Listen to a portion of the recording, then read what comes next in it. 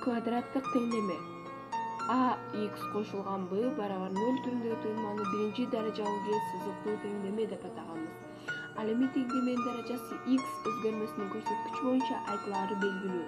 Мисалы, 3x квадрат кошулган 2x квадрат 4x барабар 0. Үчүнчү, y-тын 4-чү даражасы минус 5y кошулган y-тын кубу барабар 0. 4-чү даражага теңдемелер деп айтылат. Аныктама: a x квадрат кошулган b x кошулган с барабар 0 түрүндөгү теңдеме квадраттык теңдеме деп аталат. Мында a барабар эмес 0, a, b, s ар кандай анык сандар.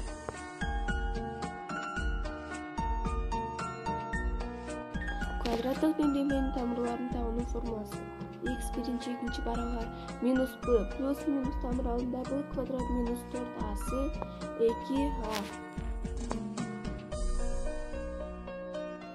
Келтирилген квадраттык теңдеме: каалагандай ax квадрат кошулган b x кошулган с барабар 0.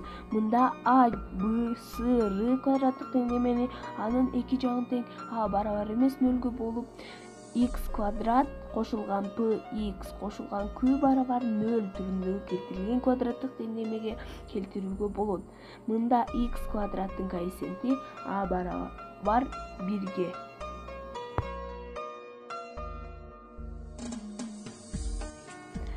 Квадраттык теңдеменин түрлөрү: толук квадраттык теңдеме, толук эмес квадраттык теңдеме.